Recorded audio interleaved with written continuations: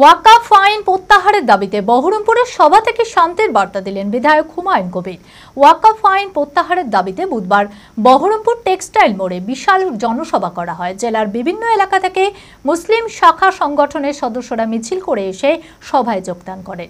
শান্তি শৃঙ্খলা বজায় রেখেই ওয়াকফ আইনের বিরোধিতা করার আবেদন জানান বিধায়ক হুমায়ুন কবির। সেই সঙ্গে ওয়াকফ আইনের প্রতিবাদে সুপ্রিম কোর্টের দ্বারস্থ হবেন বলেও জানান তিনি।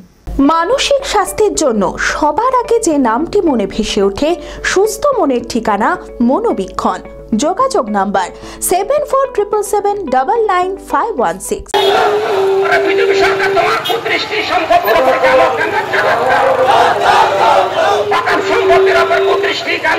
ওয়াকফ আইন প্রত্যাহারের দাবিতে বুধবার বহরমপুর টেক্সটাইল মোড়ে বিশাল জনসভা করা হয়।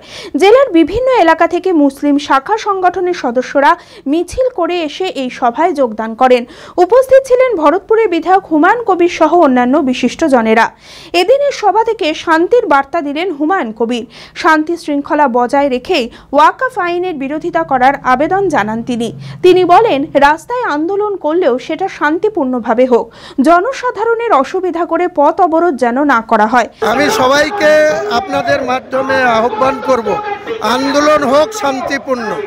আমাদের স্বার্থ রক্ষার ক্ষেত্রে মুসলিমরা রাস্তায় থাকুক, অবস্থান করুক, বিক্ষোভ করুক, প্রশাসনিক ভবনের সামনে, এসডিও, বিডিও, ডিএম, এসপিদের ভবনের সামনে, কিন্তু রাস্তায় সাধারণ চলাচলে কোনো বিঘ্ন ঘটানো উচিত না। কারণ রাস্তা দিয়ে সব ধর্মাবলম্বী মানুষ তাদের নিজেদের গণতান্ত্রিক অধিকার রাস্তায় চলাফেরা করা।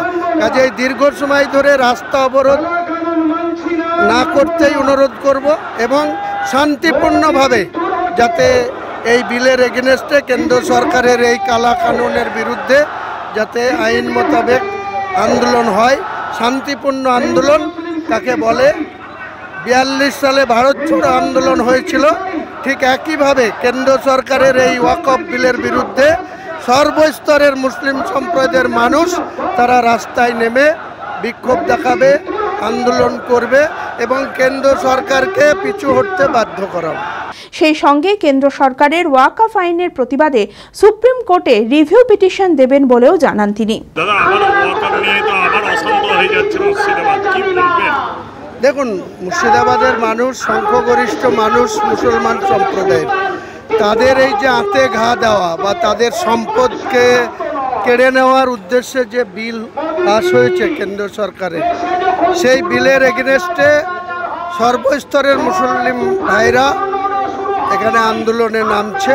আগামী দিনে যাতে কেন্দ্র সরকার বাধ্য হয় এই যে কালা কানুন বা যে কেন্দ্র সরকার যে ওয়াকফের যে বিল নতুন করে পাস করিয়েছে সেটা আবার যাতে নতুন করে অ্যামেন্ডমেন্ট করে।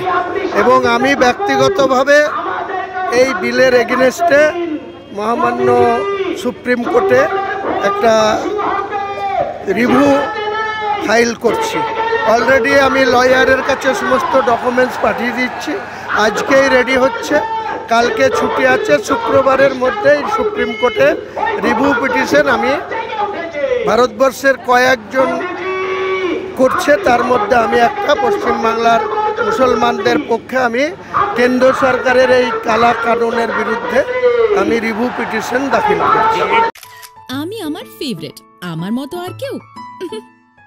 চঞ্চলতা তার কথায় কথায় জীবনে মিশে রঙ ভরায়, চুপি সারে মনে সে সাদে সবাইকে পাগল করে।